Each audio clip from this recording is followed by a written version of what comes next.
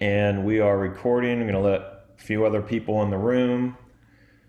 All right, everybody, welcome to Clearwater Jazz Holiday Foundation's Young Lions Jazz Master virtual sessions. This is Steve Weinberger, CEO of the Clearwater Jazz Holiday Foundation. We are recording these sessions for the purposes of Clearwater Jazz Holiday education and outreach. Today, our educators and musicians are Frank Williams and Tyler Wertman, and today they are continuing their Basic Trombone Fundamentals series with a topic on tonguing and articulation. Participants are muted upon entry into these sessions, and we appreciate you remaining muted as a courtesy to others. But if you have a question, please feel free to use the chat feature in the toolbar or the raise your hand feature, and we will make sure that those questions get to Frank and Tyler, and we can even unmute you for a conversation in a little bit. We hope you enjoyed today's sessions, and if you've been joining us along the way, we hope you've been enjoying these free sessions brought to you by Clearwater Jazz Holiday Foundation. We have lots of them up and lots of incredible musicians participating. They are all listed at clearwaterjazz.com/education. That's the education and outreach section. They are booked up and through the end of June with more added all the time on every instrument and every level. So we hope you continue to join us. If you have a specific topic that you would like our educators and musicians to cover, you can email that topic to info@clearwaterjazz.com, info at clearwaterjazz.com. If you have feedback on any of these sessions, we'd love to hear it. Today's educators are Frank Williams and Tyler Wertman. Frank is special to our jazz holiday community. Not only is he the director of the jazz program at Ruth Eckerd Hall, which we have supported for many years, but he is also instrumental in the development and delivery of the many innovative programs Clearwater Jazz Holiday Foundation delivers in the community year-round. Frank is an educator with over 40 years teaching experience as a band director, conductor, adjudicator, clinician, composer, and author. Although Frank is a multi-instrumentalist, his primary instrument and love is the trombone. Carl Fisher Music recently published Frank's method book called Chops, the ultimate guide to building tone, technique, and flexibility, which is available for trumpet and trombone. Tyler Wertman is also a special friend of Clearwater Jazz Holiday Foundation. He participates regularly in our Young Lions Jazz Master sessions in the schools and also our My Journey with Jazz program in neighborhood family centers and more economically challenged areas in our community. Tyler is a jazz trombonist and graduate from FSU and USF with a study focus on jazz performance. He is a composer, performer, producer focused on jazz and classical styles. He performs with many groups and ensembles throughout the area. We are so fortunate to have Frank and Tyler amongst our family of participating musicians and educators. Frank Williams, Tyler Wertman, welcome to Clearwater Jazz Holidays, Young Lions Jazz Master virtual sessions. The stage is all yours. Thanks, Steve. Hello. How you doing, Frank? Hey, man, I'm all right. We got to talk about articulation, tongue use, and that kind of thing, right? Yes, sir. Yes, sir. All the above. A bunch of other stuff, too. Yeah. Cool. Well, go ahead and get it started. I'm just going to listen and chime in when I have an opportunity to add something to your very intuitive discussion and knowledge of the proper approach to articulation on the instrument. All right. Well, so I have a few different methods when it comes to articulation. Now, one of my primary go-to methods is that the tongue needs to be responsible for either a letter to make the articulation. For instance, T, T, Ta could be one articulation. T, T, that's also a separate articulation. So we use T and Ta beginning with the letter T to form two different articulations. So we have one letter for two articulations. Now, T, is very percussive. That would be a shorter articulation, right? Now, there's different letters we can combine with the second ah or e, which would be more of the air, to get a more legato or more percussive articulation. Now, we spoke, and D as in dog, is a great letter. Not only for or more legato articulations, but it could be used for a soft single or double tongue. Yes, I agree 100%. I have one more. Okay. I remember most trombone players at some point in their lives will have to study the Rochu studies. Absolutely. Which are based on vocalese, and they are primarily slurred. Now, as trombone players, we are not bothered with valves. Our valve, for the most part, is the tongue. So, whereas we share the D's and T's with trumpet players and French horn players and those lesser valve instruments, for trombones, to do the slur, we use a L or lu. So if you would just say lu, lu, lu, and then say do, do, do, you will find that the lu is by far the softer tongue stroke. Lu, do, lu, do. And you can feel that on your soft palate. That is going to have a big difference in the quality of the attack, the front end of articulation, and it's very, very appropriate for doing what I call tongued slurs on the trombone, which is our natural method unless we're actually doing lip slurs. So. Of course, and that tongue slurred method is something I believe not a lot of beginning brass instrumentalists think about. Now, they might read a book or that says this articulation is a great articulation to use, but they don't understand where to use it in the horn. They just know it's a good articulation. Now, yes. you said lu and do.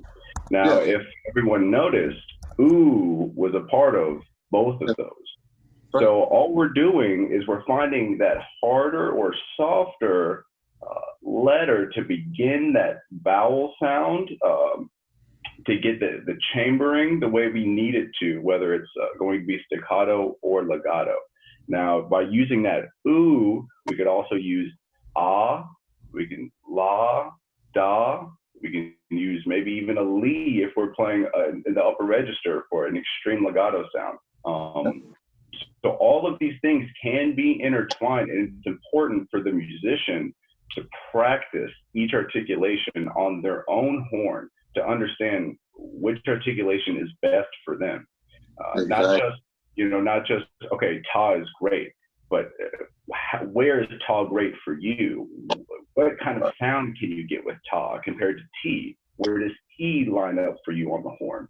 And all of these things can just be, practiced with your major scales or with one note, taking your time in the morning with the metronome even. Every 4 beats, play a quarter note, match them, were they the same length? So. Yep. I believe in metronome practice, especially when working articulation. The tongue is very stubborn. Very, very stubborn. It needs training. It has to be worked on every single day. One of the things I wanted to mention as we talk articulation and use of tongue is that the air string, I've heard people, I've had students, unfortunately, that thought it was good to spurt their articulations. If they had 2 half notes, they go, I'm like, The tongue always plays a whole note, buddy. And the air always plays a whole note, buddy. And the tongue simply cuts that whole note into 2 pieces to make half notes. So the air is always going, and the tongue just cuts it. But you want to keep the pressure from the diaphragm and the movement of the air constant so that the quality of sound, the timbre at the beginning of every note is full. You don't want to restart your air pressure for every single note you play. You want to keep that air moving and pressurized through everything you play. Now, there are some little deviances in that, perhaps with slower tempo staccatos, but in general, the air only plays whole notes, and the tongue is responsible for chopping those whole notes up into the rhythm. So make sure the air is always moving continually. Now, what he means as well, guys, by the air is playing whole notes, okay, is the air is continuously moving forward, even though our tongue might be dividing off the air into quarter notes, eighth notes, 16th notes, you have it. So it's important, though, I was taught by you and many others that the tongue needs to simply not block off the air when we articulate. That's not what we want to do. We want to simply just get in the way and then get out of the way as quick as possible. A reference that was given to me as a child that I still remember is as if our air was Play-Doh and our tongue is a knife. We want the tongue to simply make an indentation in the Play-Doh. It's a little mark. We don't want to cut through the Play-Doh, right? We just want to simply just give it the smallest nick and cut. And as quick as we can do that, we're ready to tongue our next note, which means articulation is going to be cleaner. Now, I recommend practicing this with, you can do this with 4 quarter notes at a medium tempo, 70, 80. Wow. Try to match these 4 quarter notes with the articulation. And it's tough, man, just by trying to get this one articulation to match, and also work on your time, work on subdivision. But your ears need to be responsible at the same time, not just your tongue. You need to hear what your length of your articulation in order to have that greater understanding. Hey, we didn't discuss this, but I was just reviewing my book Chop just to see what I had in there for articulation. I wrote it several years ago, so it's not like I practice it every day, but I just kind of look at it and see what's going on. And the 4 quarter notes is a very big part of a couple of exercises in that articulation session. However, one of the things I did is I would do 4 quarter notes and then put a whole note at the end before a rest. So you actually have an 8-beat phrase going on, 4 quarter notes and a whole note. And the reason I put the whole note at the end is so you could actually have a comparison between what the airstream feels like when playing the quarter notes and what the airstream feels like when you get that whole note at the end. There should be no difference. If anything, the air needs to be more intense through the whole notes through the quarter notes, because the quarter notes are having the problem of the interruption of the flow due to the tongue. And therefore that pressure has to be maximized. So as soon as the tongue drops out of the way, you get tone. Okay, so that's another approach to it. And again, that air moves 4 beats. The tongue might move, quarter notes, but that air is always moving, just like you said before. Yeah. So going into the articulation as well, like you were mentioning. Now, let's say I want to work on different tonguing. Okay, how would I bring in articulation into my tonguing practice? You talking to me? Yeah. Oh, well, now see, I'm pretty, how shall I say this? I'm a multitasker. I don't think there's ever enough time to practice. When I was a real student in high school, hope you're listening out there, younger people, I think maybe 10th grade, somewhere like that, I was practicing 4 to 6 hours a day. Yes, you heard me right. I said 4 to 6 hours a day. It was a job for me. I knew what I was going to be. And this practicing was simply kind of like on-the-job training. Okay, so if you want to be a player, you got to play. It's that simple. All right. Now, you get bored doing the same things all the time. So one of the exercises I discovered later in life was a book called The Remington Warm-Ups. Unless you're older like me, you may go, what Remington? Well, Emory Remington taught trombone at the Eastern School of Music forever. And every great trombone player from that era, 50s, 60s, 70s, 80s, had a connection to Eastern School of Music and Emory Remington. The finest trombone ensemble you ever hear will be that Eastern Trombone Ensemble. And great players like Jeff Pugh, Janis Robinson, you name them, Bill Reichenbach, they were all in that trombone section of his students. The first exercise in his book is a measure of 3 beats of 16th notes per horno. Da da da da da da da da da da da da da da da da da da the first thing. And I was always like, whoa, you're supposed to start with long tone, just sustaining. And then finally, my brain started working. And I went, well, you know what? The lip does not know that you're cutting that note up into 13 pieces. It does not know. Why doesn't it know? Because it's just buzzing and the air is just moving. Only the tongue is dealing with that. So one of the things I started doing is some days I would do just straight long tones to the horn, and other days I would do the Remington warm-up sequence. Da da da da da da da da da da da da da da da da. Now, some days I would do the entire sequence as marcatos. Some days I do the entire sequence as legatos. Some days staccatos. Some days I work on my double time. Same exercise. I would just do it. And then on days when I was adventurous, or perhaps I had a hot date or something and need to get done a little quicker than what I normally would do, I would alternate.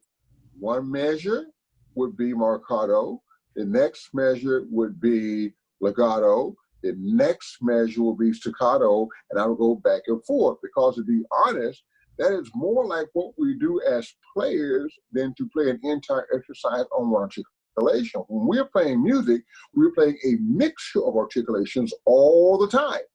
And that particular sequence I used, where every measure used a different articulation, was very, very instructive to me. It was very, very efficient for me, and it got me to my date on time. Which is all very important now. All that is important. Come on. Now, you mentioned something very, very, very important that only 2 people really mentioned ever to me. You and the trumpet professor at Florida State, Mr. Scotty Barnhart, which you know. Well, you know me and Scott way back too. I know, and it's ironic because you guys have both told me, when warming up, try tonguing first. A lot of people approach the long tones first. But Scotty told me one day before we were about to hit, he said, hey man, you warming up? When you do some double tonguing? Now I looked at him, I'm like, what? Double tonguing? That's not long. How are we supposed to warm up into double tonguing? We say, man, exactly like you're saying, the lips don't know. That's right. What the tongue's doing. Just the air's moving and the lips are buzzing. So however you can warm up quicker is going to be the best method. Now, instead of doing long tones for 5 minutes, why not do your single tonguing or double tonguing practice with your long tones and warm up 2 things at once? Not only that, work on your time, right? Articulation. Besides just holding one note forever, you could be doing multiple things and practicing those. just while warming up. Right. It's great stuff, and very, very practical stuff. And it's something that, I'm sorry, your band record does not have enough time to do this. Your band record does not have 20 minutes to work on articulation. Music, he's doing this and that, he can't. It's not going to happen. It's something you've got to do. And the tongue, as I said, is lazy, and it does not like to be trained. And so you've got to spend a whole lot of time training that tongue so it can do exactly what you want it to do, when you want it to do it, without hesitation and with absolute precision. One of the things we talked about earlier, however, we have this thing that we play. It causes us to change pitches, which is the slide. And it is very important that we coordinate our tongue movement with our slide movement. We have a lot of trombone players I have seen will have very lazy slide movement.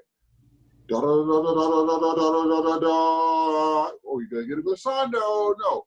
Da, da, da, da, da, da, da, da, da, da, da, da, da, da. It has to move in the blink of an eye. You have to minimize the space between those and moving the slide very, very quickly and very efficiently.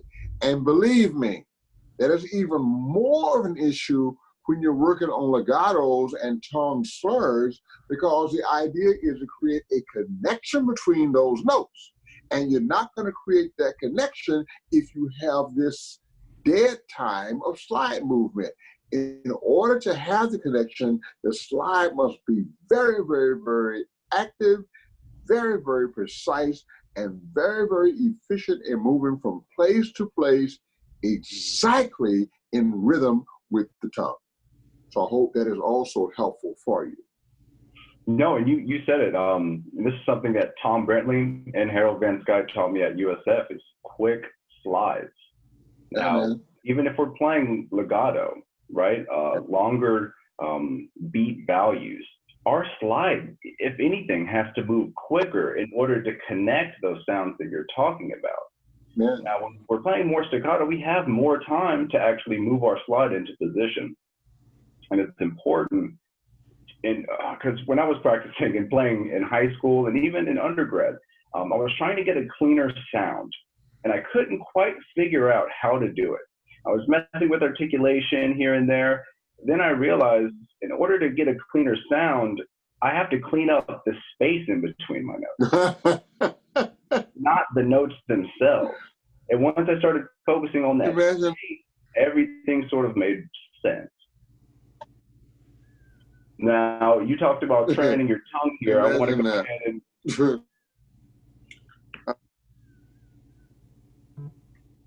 I got you, Frank? Yeah, I'm good. Hello? Okay.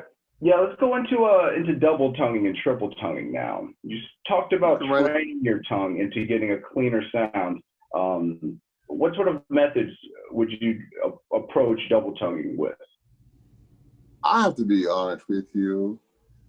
I was the very worst at double tonguing, triple tonguing. I had a very, very quick single tongue, very, very quick, very, very efficient. And I could play almost anything at any tempo with a single tongue. But as a high school kid, there were a lot of guys who were double tonguing, triple tonguing, playing some of the Hubert Clark things, playing some of the something back in our Auburn book, characteristic studies. There were some things that required double tongue and triple tongue. And I finally ran into a fellow who, shall we say, embarrassed me at a festival by showing me in front of everybody around that his tongue was quicker than mine. And man, that got me. So I went back. I had this guy in my trombone section who played last chair trombone. I was a section leader. He was last chair, 9 guys down the section, right? But he could double tongue and triple tongue, man, like a little snake. Okay. And I could trill with my lip. So we made a deal. I worked with him on lip slurs, and he worked with me on double and triple tonguing.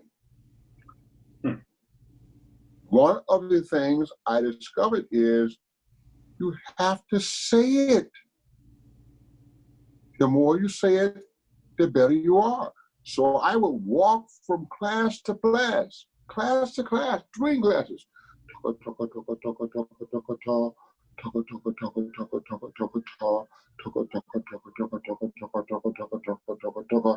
And people would look at me weird, but like I was weird. I didn't care. You know, this is what I am. I'm weird.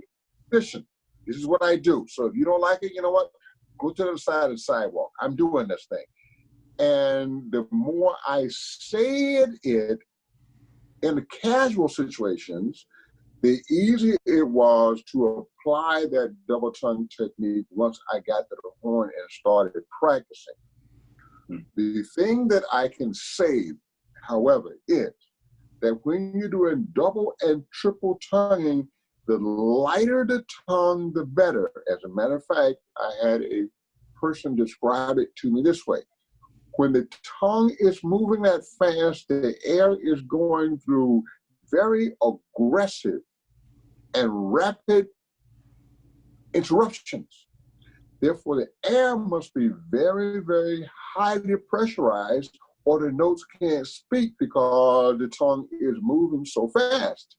He said, so the lighter the tongue, the better. As a matter of fact, when you're double and triple tonguing, you need to try to have your tongue dance on the airstream. So it's the air that drives the sound, the tongue that simply articulates, punctuates the sound, so it doesn't have to do much. Just have it sit there and dance. The lighter you can articulate on double and triple tonguing, the more efficient you will be, the better it will sound, and make sure you understand that it is all about the air. The tongue dances on the air. Now that also goes for single tonguing too, right? Oh yeah.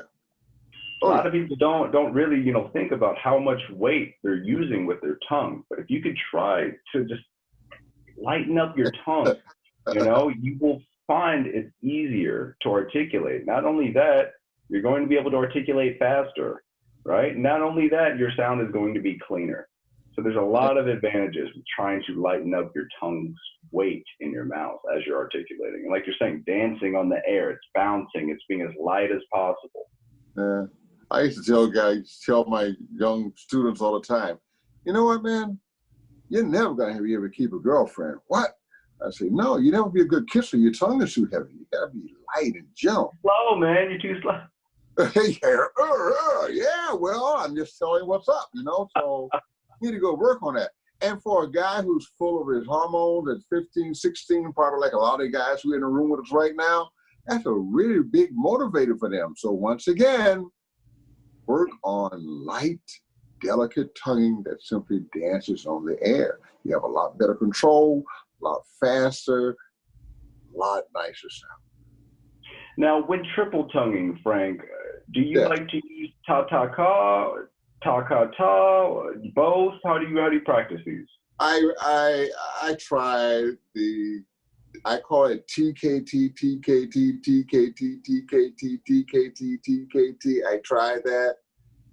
And just too much mental work for me. I prefer TTK, TTK, TTK, TTK, TTK, TTK, TTK, TTK, TTK, TTK, TTK. That's my approach to it. And I don't care if that's a Tataka or TTK or a TTK, depending on where you are and how you're chambering in terms of the range of the horn you're playing in. I tend to use U's in the lower middle range, A's in the middle range, and I's or E's in the upper range. So it's 2 down low, K's in the middle of the horn, and T's way up.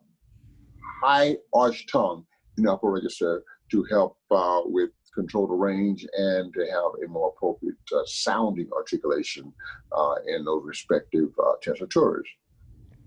And so let's talk about that just for a bit here. Yeah, you said oo, ah, and e to play in different registers in your horn. Yes. Now, that's something I know I wasn't thinking about in high school and the beginning of undergraduate college. Now, by switching from ah to e, What happens in your mouth, Frank, in order to get a better, higher register? The back of the tongue rises, which means it is already set to have the chambering necessary to more effectively produce the higher frequencies on the instrument, the higher overtone series.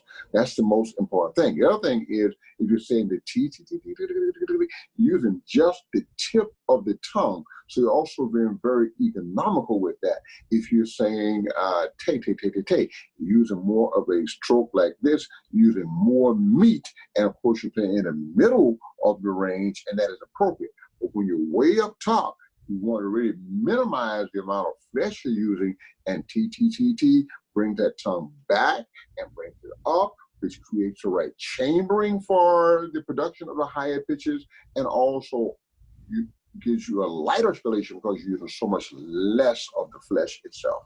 And it's actually striking higher in the front of the mouth as well as the back of the mouth of the tongue being raised to help with chambering.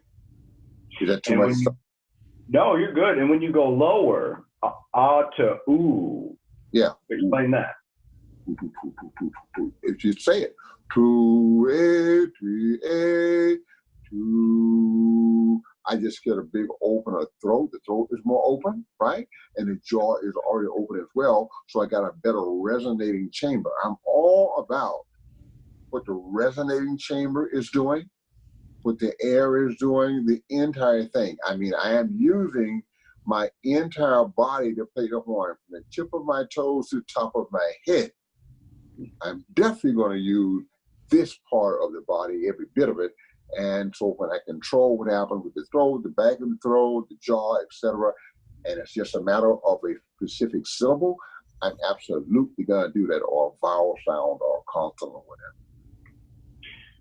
Understood. And so I like to move on, Frank. Let's talk about slide movement. We spoke a little bit about this earlier. Now, something I see a lot of younger musicians do is they might use too much elbow and have a very stiff wrist. Some of them might lock their elbow completely and try to just wrist 1 through 7. Now, how do you go, in approaching how to practice a fluid slide motion? Personally, I don't think anything needs to move from first or fourth position except for the wrist. This is me, first to fourth, for the most part, okay? As I move further out to fifth, the elbow gets involved. 6, the elbow gets more involved. 7, I'm now getting an extension, and I can feel that extension all the way up to here. But how many notes do we play in 7th and 6th and 5th position? Not many. Majority of our playing is done between 1st and 4th position, and that's just a matter of the tip of the fingers and the wrist. Very, very economical for me.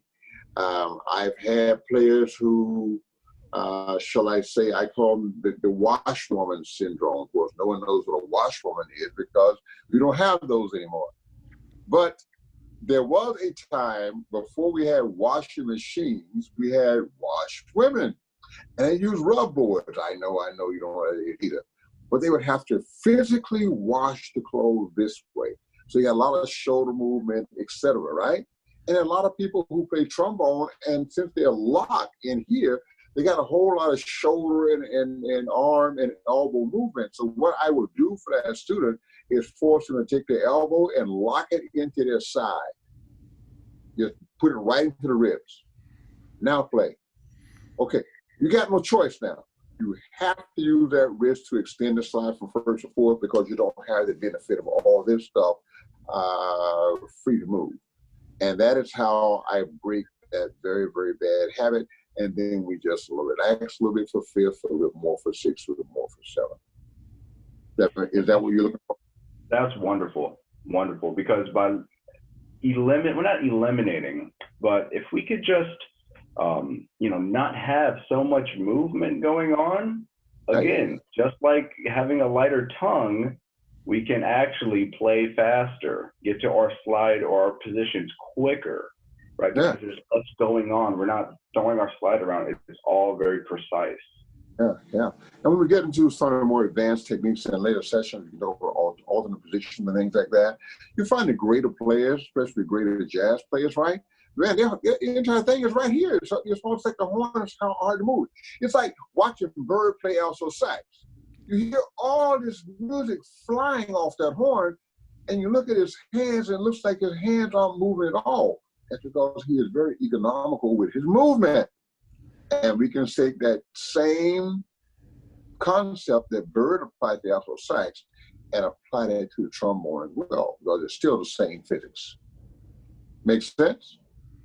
Absolutely. It's all about coordination with the slide movement. Needs to be precise, and again, muscle memory is key. Now, this is suited for beginners, so I will give you guys a couple tips that I did when practicing. Make sure you have a tuner on your stand when you are playing, and please spot check yourself. So if you think your let's see, your B flat is correct, right in first position, test yourself. Can you match that B flat in fifth position with the same articulation, right? Same everything, but can you, again, use your ears to find that match? And by doing that, I guarantee you the slide is going to help yourself in order to find where those thirds are, right? If we're playing a triad, thirds need to be 12 cents flat, fifths need to be 2 cents sharp. We want to hear those things. We don't want to necessarily think, okay, am I on the third? I need to be a little out here. And again, this might be going more advanced, but just coordination is key. Yeah. I always say sing. We've been singing all our lives. As kids, we were taught to sing. Do, re, mi, fa, sol, la, ti, do. We were taught to sing. So, you know what? Sing. Sing exercises you play. Learn to match pitch with your voice on the horn. Because at some point, you might want to do multiphonics, which is another technique way down the road we'll discuss in another later session. And you have to be able to sing to that one. You know, the great Wycliffe Gordon has a book on improvisation. And I think the title of the book is Sing It First. Sing it first. So I cannot overestimate the importance of singing, especially for the younger players in middle school, high school. You know, guys hate to sing at that age because the voice is changing and this and that. You know what? Help yourself out a little bit. Force the issue. Sure. Make yourself sing. The voice will adjust quicker if you do.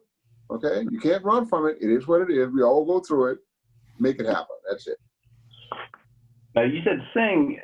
Frank, you talked earlier about when you worked on your triple tonguing, you're also kind of walking around singing or, saying verbally these articulations. Now, right. Did that help you when you went to go play the articulations, do you think? Oh, God, yes. That's where it all started. I mean, I obviously, because of the advanced glaucoma and whatnot, I don't play as I did 10 years ago, 15, 20 years ago when I played all the time. But still, this comes from what I did in high school. Here's my simple double tongue speed, even now, after not playing the horn for almost 10 years. Okay, pretty quick, right? Yeah, light, done. And that comes from walking around saying it as I went from class to class back in high school, and that's like a few years ago, okay, maybe decades. All right.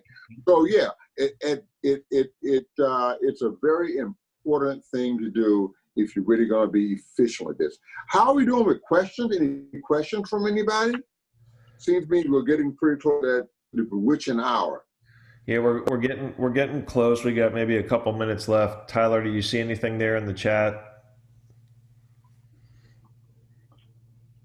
So yeah, I see one question from Jack Timmons, who's here, Frank. Yeah. Well, he was saying, so how about ta-ka-ta as well as ka-ta-ka was his question. I have heard of the ta-ka-ta. Is that what you're saying? Yeah, yes. So TKT and KTK is what he said. Or how I've about heard those? that too. I would frown on the KTK. That I would frown on. Okay, why? K is an air attack. Only the T is a real tongue stroke. Okay, let's understand that.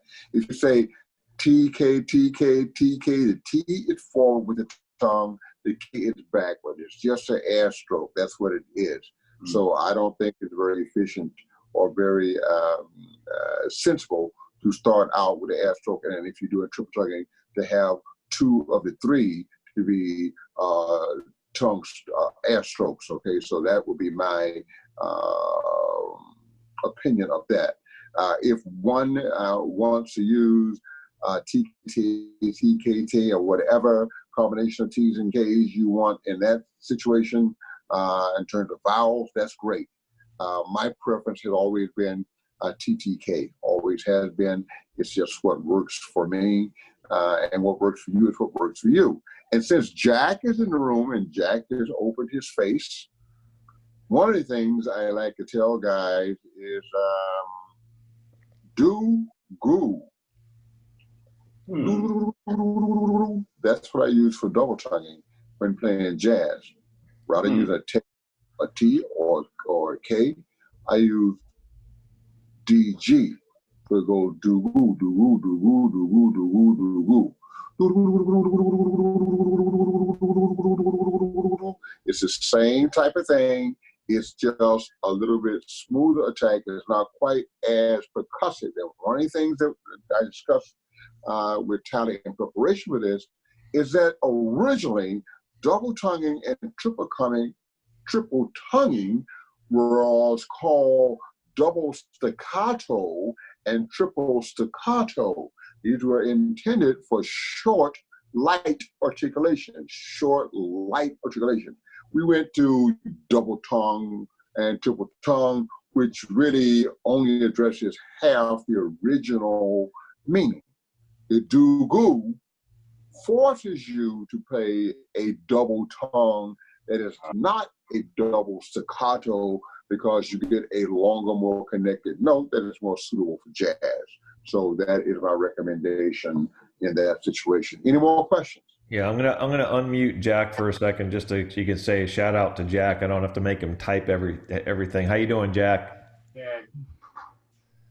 Jack, did we cover everything you wanted, Jack? Yeah, we got most of it. I was just gonna say, like, when I was thinking of the Tagada Kataka, I was thinking more of like in like sort of a hemiola sort of kind of situation. Usually when I'm doing like triplets, multiple triplets, I'll just do da da da da da da da da.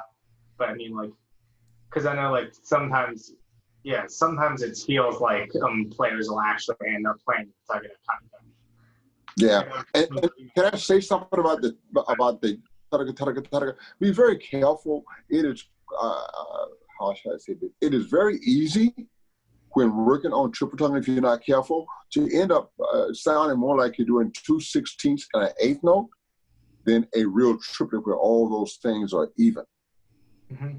So when you're working on the triple staccato or the triple tongue, slow it down to make sure that they're all even, because the tendency is that you get a 2/16 eighth note sound rather than a true triplet sound. Yeah.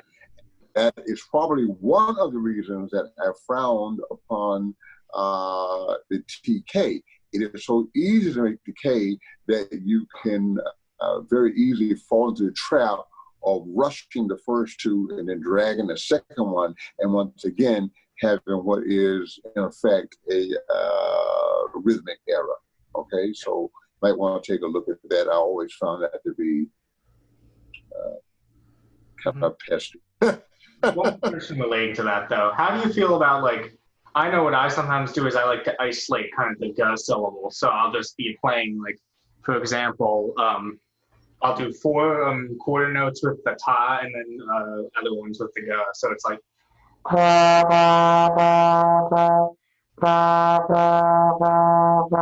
I do, like, Clark studies. All right, so you spend some time isolating the K syllable.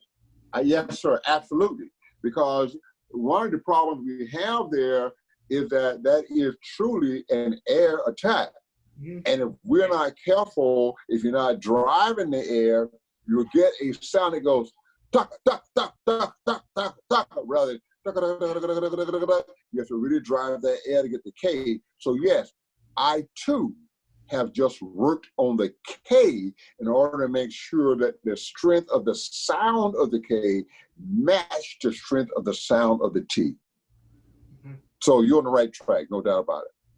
Yeah, I've been doing that for the past few I months. hate to say that, by the way, but I don't like you very much anyway. Just kidding. You're a great guy, man, a great player too. Thanks. Yeah. All right, so Tyler, we're getting down to the final few minutes.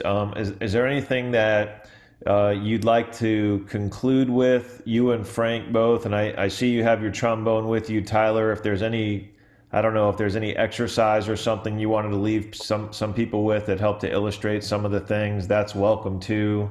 So I'll let you give some closing comments, and then I have some brief housekeeping remarks to close this out.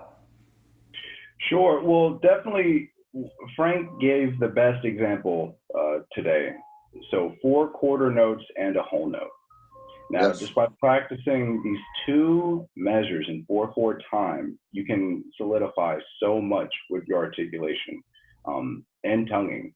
Now, so that exercise would sound like this on a concert F, and I'll use the ta articulation, right? Mhm.